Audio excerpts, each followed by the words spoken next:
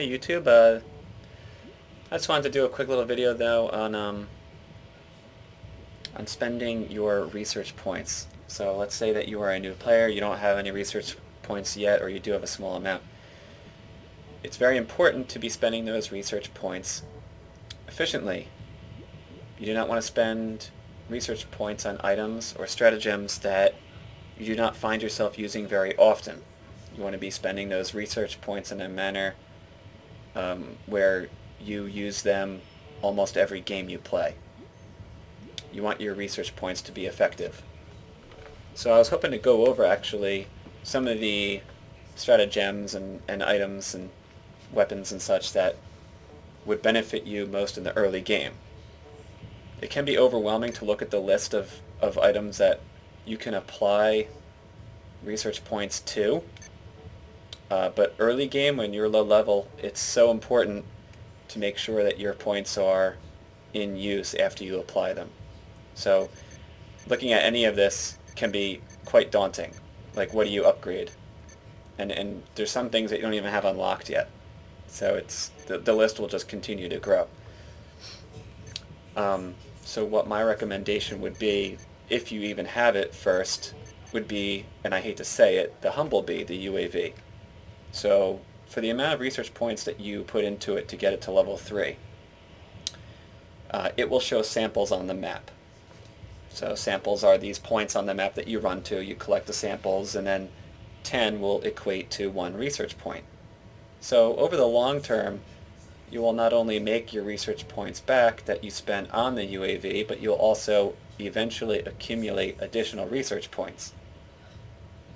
Now, I do ask that you still try to somewhat focus on game mechanics while you are collecting your samples.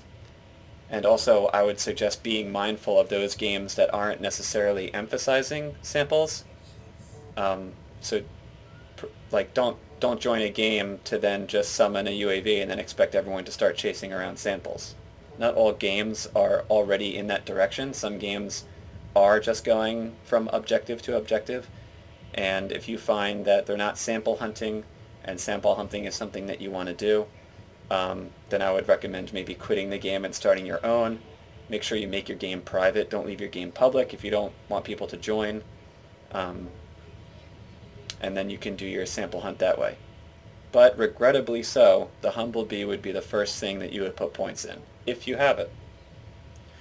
The next thing that I would actually recommend that you get, and just wait while I scroll up, would be ammunition. You will use ammunition every game you play. You will need ammunition. Your friends will need ammunition. Putting points in ammunition is an effective way of spending them.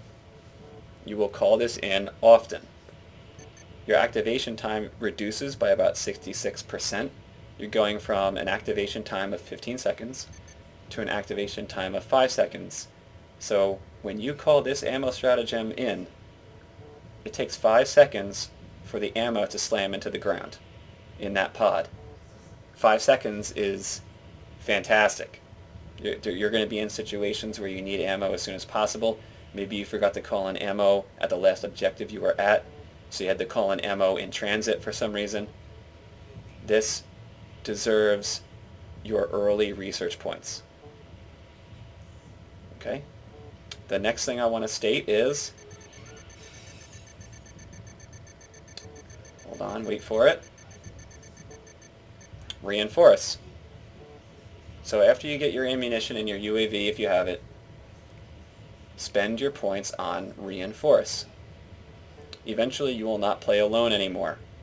When you get a little bit comfortable, maybe you're level 5, 7, and you want to start playing with some people, you kind of have an idea of what the game's about, you need to have points in reinforce. When I'm dead, I need to be called in as soon as possible by one of my teammates. This brings the cooldown from 60 seconds down to 30. You're talking about a 50% reduction in cooldown for a stratagem that brings your friends back in the game again. Okay? It's huge. You will call in your friends often. You will call in yourself often, assuming that you get very knowledgeable with the arrow sequence.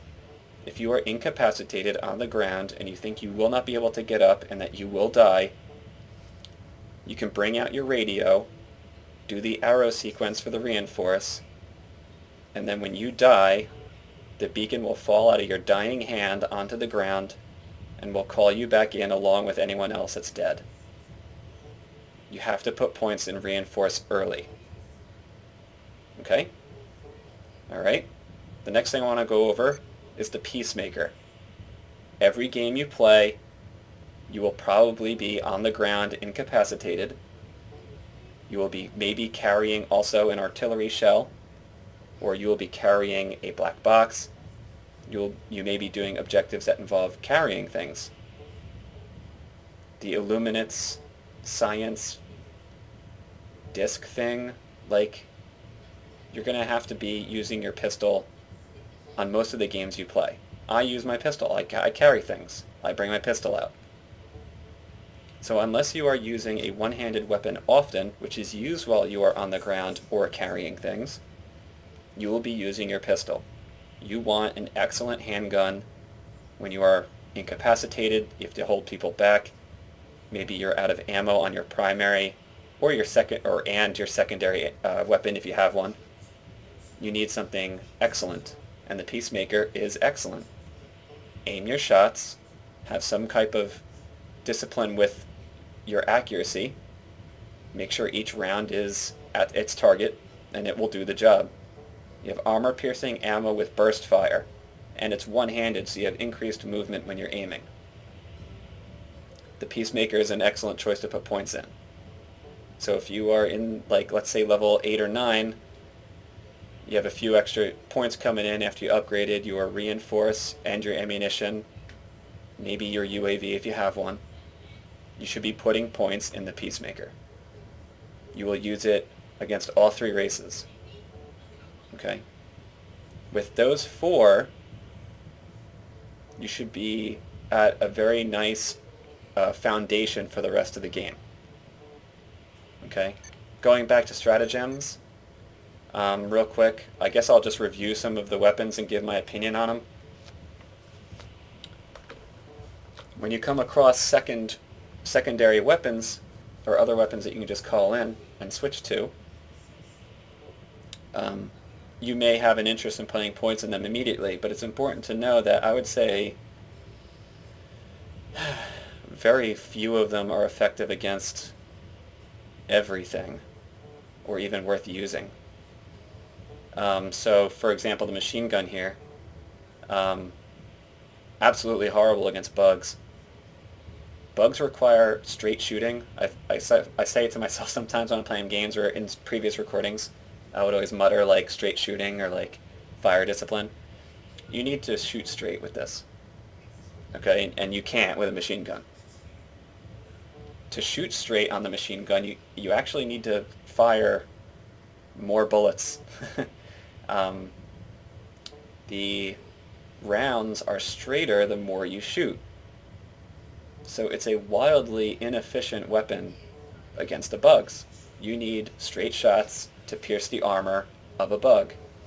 If your shot is anywhere off center, especially on higher armor or like medium to higher armor targets, it will glance off and do no damage, which is indicative by the blue sparks that you see on the unit. So the machine gun's fine against cyborgs.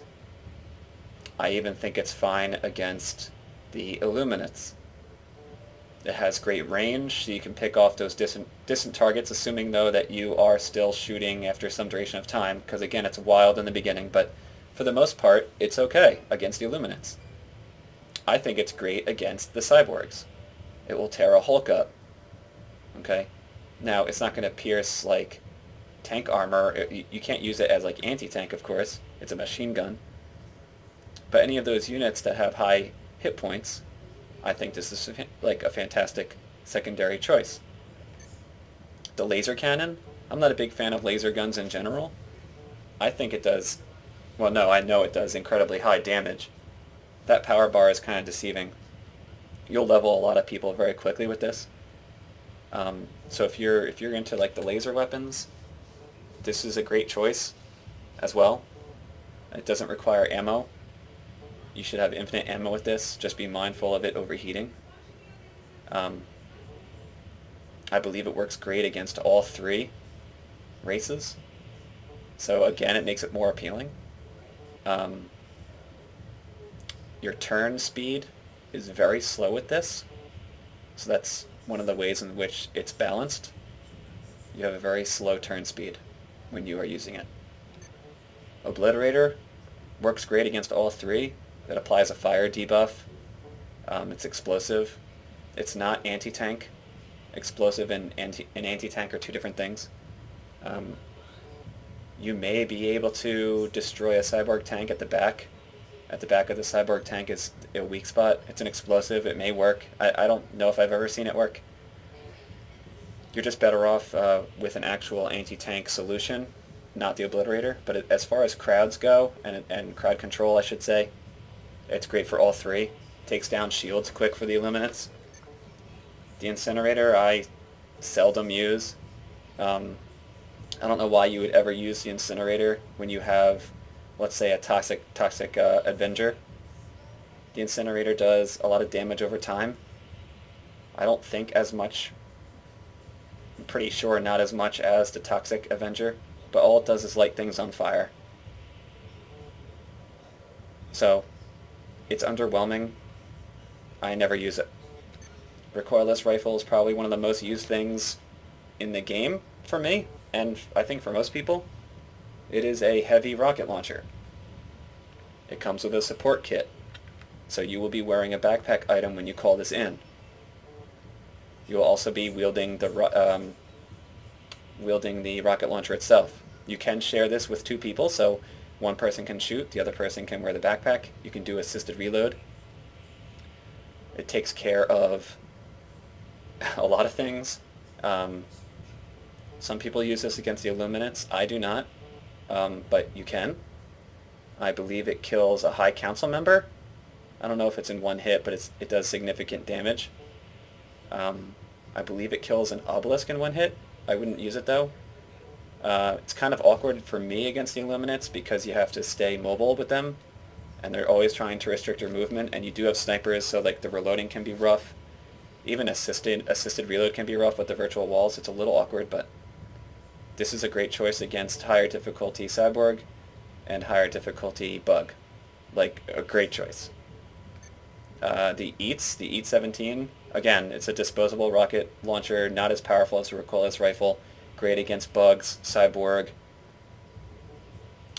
A little awkward for the same reasons with the recoilless rifle against the Illuminates. Resupply pack. I call it the ammo bag. Gives you ammo.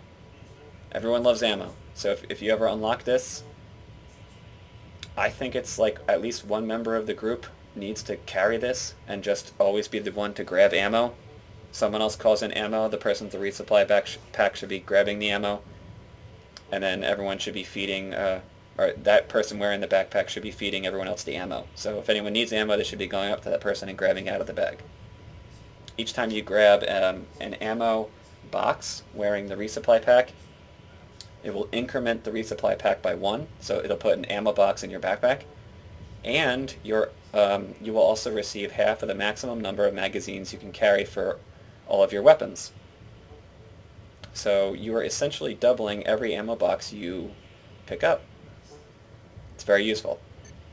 The jump pack, useful against, I guess, all three, honestly. If you're in a jam, you can jump and get out, but it forces you to go to another distant point, and then while you are in the air, you cannot shoot or do anything. You're essentially disabled, or like stunned, if you can think of it like that. You can't react with you can't do anything once you're in the air. I think it takes like a few seconds to get from point A to point B, but while you're in the air, you can't pick up your friends, you can't fight, you can't really do anything except move yourself to a different location. So if you're in a jam, it's great. People use it for snow because they don't have the boots, which is fine. You know, you don't have the boots, so you get around by jumping. But I don't find it something that I would use consistently. This is also a backpack item, so you can't use this with like you can't call in the recoilless rifle and then expect to also wear the jump pack, because someone's going to have to wear the support kit. So same thing with this as a backpack as well. The shield's okay. If you need something defensive, you're dying a lot, you need the shield. Okay. Just know that the shield protects outside of your hitbox. It makes you larger, so anything that would normally not hit you, any explosion that would normally not hit you, may just hit the shield. So it's balanced in that sense. The shield's great to prevent debuffs from being applied to you. If you have the shield up, then you can't be slowed. It has some applicability, but it's not something I personally use a lot. I always have my backpack item being like the resupply pack, or I'm wearing a support kit for like the recoilless rifle or the commando. The Rep 80 is very useful if you are into vehicles, or if you are into mech suits. Then you would be using the Rep 80 a lot. I guess depending really on how much damage you're taking, but Rep 80 is great for picking up your friends essentially from a distance if your friends are incapacitated on the ground. Instead of just running over to them and picking them up, you can just heal them from a distance and help themselves up, which is a great thing. I think this is used incorrectly a lot, where people feel like they need to be completely committed to healing people and subsequently reducing the overall damage of the group, the damage that the group can apply to the enemy.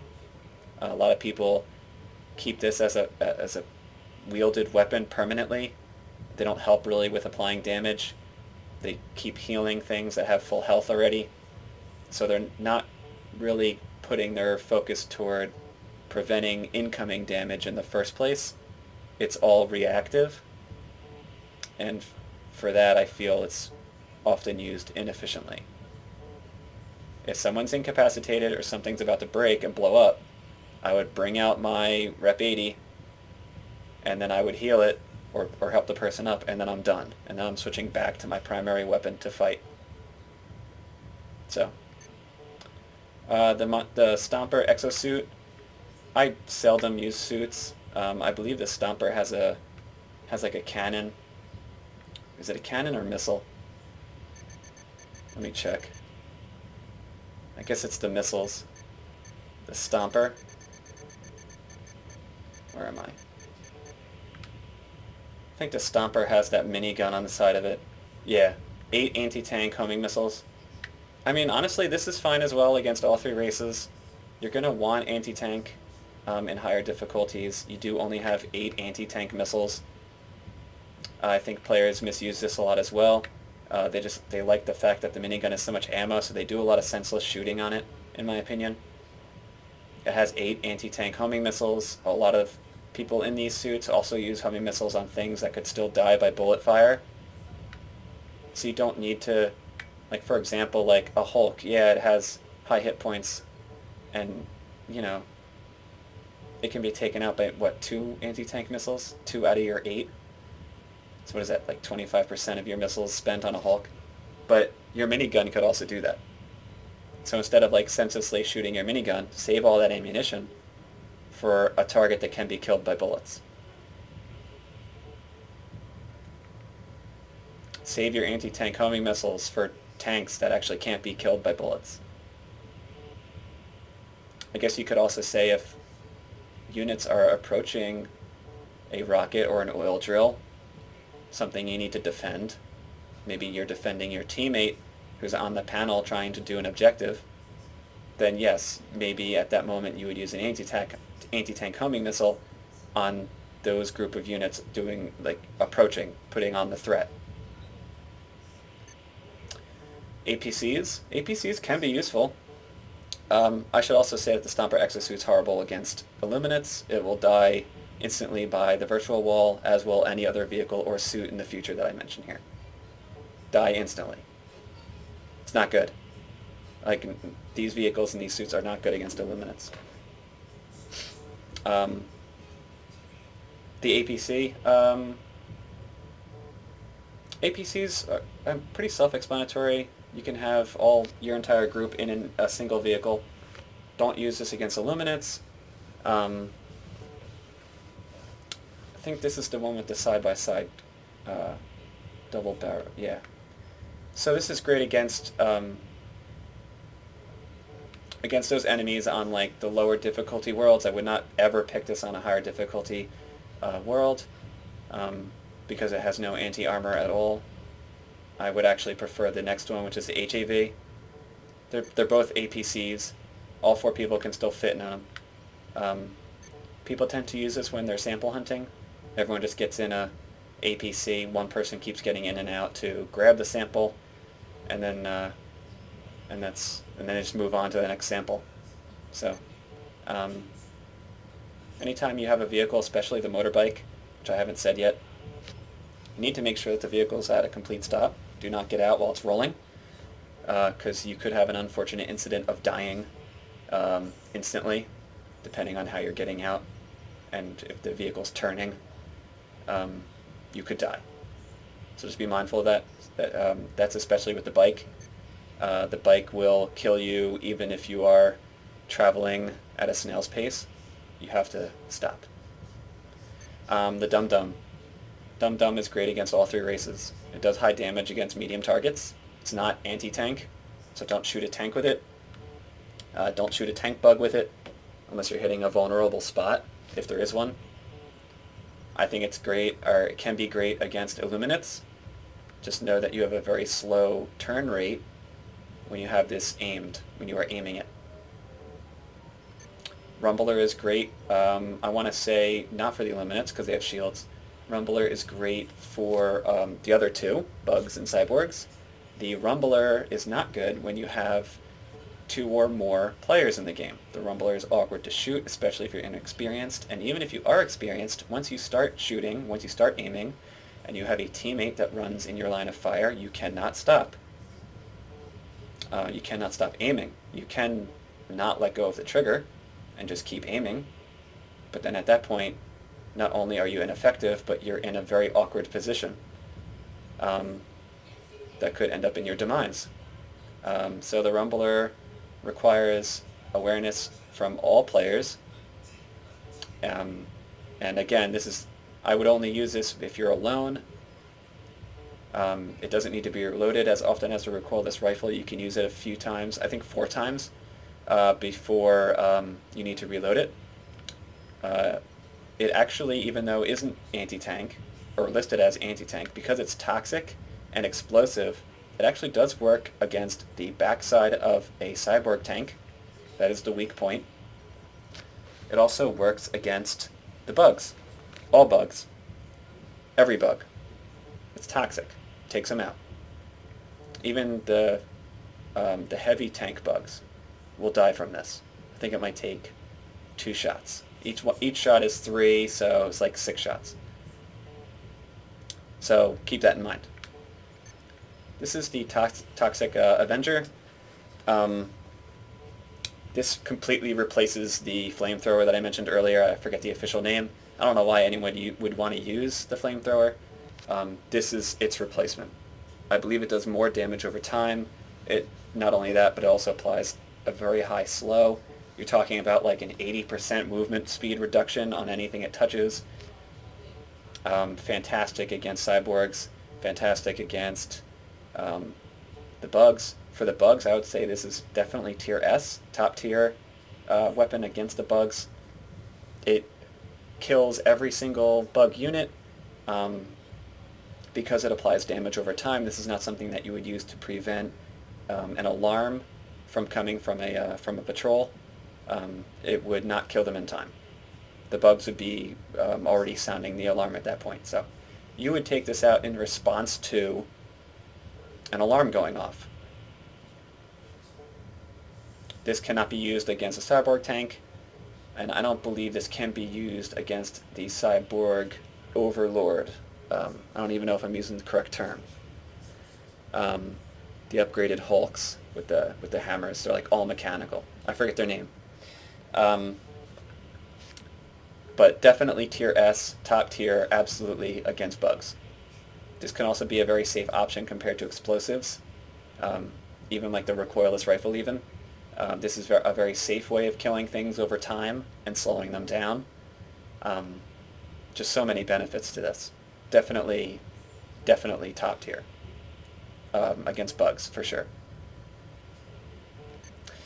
Commando. I would argue that Commando is very good against Cyborg and bugs. It's not something that I've really seen or used myself against Illuminates. I can imagine, I guess you could argue that the Commando could be good against Illuminates with the council members that invert your directional pad. But the Commando has, like, when it's fully upgraded, it has 8 shots. It's anti-tank. It has assisted reload, which can leave a door open for inefficiencies, in a sense that if you only shoot, let's say, 2 rockets out of your 8, someone can then assisted reload you.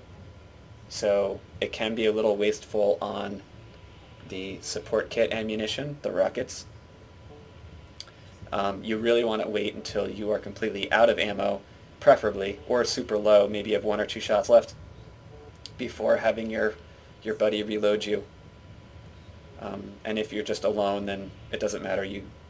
I mean, it does matter, but if you're alone, then you can just monitor your own shots and reload whenever.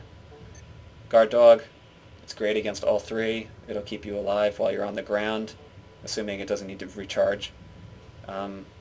This is a great little item to increase your damage per second. If you want it fighting alongside you, it'll protect your escorts. If the enemy is too close to your escorts or to you, it might shoot you by accident. It might shoot your friends by accident if the enemy is too close, like within melee range. But this is a safe way, or this is a safe choice in applying your research points. The Guard Dog. The Angel. The Angel is also perhaps... Okay, so perhaps it's as good then as the Guard Dog. Okay, the Angel heals. It's not a big heal, but it heals. So if you are on the ground, it will heal you. Now, it will not stop the enemy from hitting you. If you are on the ground, and it'll keep trying to heal you, but if you're always hit while you're incapacitated, you may not be getting up, unless you are shooting with the handgun. There's just something to be said about the Guard Dog, because it also protects you while you're on the ground, right? So it prevents you from taking damage. This doesn't really protect you from taking damage. It's like you have to take the damage first before it actually does something. So this, however, does repair mechanical items. It repairs your suits, your APCs, your turrets, it doesn't repair like your oil drills or your rockets, your defense points, but it does have a place. So keep that in mind when you're deciding between the Angel and the Guard Dog. But both are backpack items, both are great, and it really depends on the situation you're in and your loadout and your teammates' loadouts. The Directional Kinetic Shield, I love it. I mean, I don't use it terribly, but I like it. I think it's great against, I want to say, the bugs and the cyborgs. I've never used it, and I wouldn't use it against the Illuminates. When I'm against the Illuminates, I tend to have the supply pack, that ammo bag, or I'll have the Guard Dog. But the Directional Kinetic Shield for the other 2 are fine. I just don't see it really being useful for the Illuminates, especially when you're dealing with like the sniper fire that kills you in 1 hit. I don't even know if this will keep you alive from, and it's like only in 1 direction. You're gonna have multiple things aiming at you from multiple directions. It just doesn't seem something I would use. Like, why have this when you can have the Guard Dog that can actually shoot obelisks over virtual walls or other units over virtual walls, you know? Like in later difficulties, you're gonna want something that can take down a virtual wall or continue to keep you effective while the walls are up. If you can hardly move, you still want to be effective. So, Demolisher's great, I would say, against all 3. Demolisher. It's something that you throw so that it goes over virtual walls. You can use it to destroy big targets. It's great against all three. It's a very high anti-tank explosive. It's a secondary item. So, Obsidian, only good in lower levels. Doesn't, I mean, it's not good in lower levels in my opinion. It has no anti-tank. Doesn't deal well with the bugs in terms of the tank bugs. It'll just get run at. It'll die instantly to it like a tank bug, or 1 or 2 hits, and that's it. It's done. Doesn't really move out of the way of the Impaler's tentacles. I would say lower levels is good, but once you start getting into like tanks, like difficulty 7 against the cyborgs and higher, this is horrible. You need like difficulty 6 or lower on this. Even difficulty 6 on cyborgs, it could be bad in a retaliatory strike. I wouldn't wear this in Illuminates because it's a suit. It'll die in 1 hit to a materializing wall. Same thing with the Lumberer. Lumberer. When I say same thing, I actually mean it'll just die to a virtual wall. This will die to a virtual wall also, as will the next 2 items.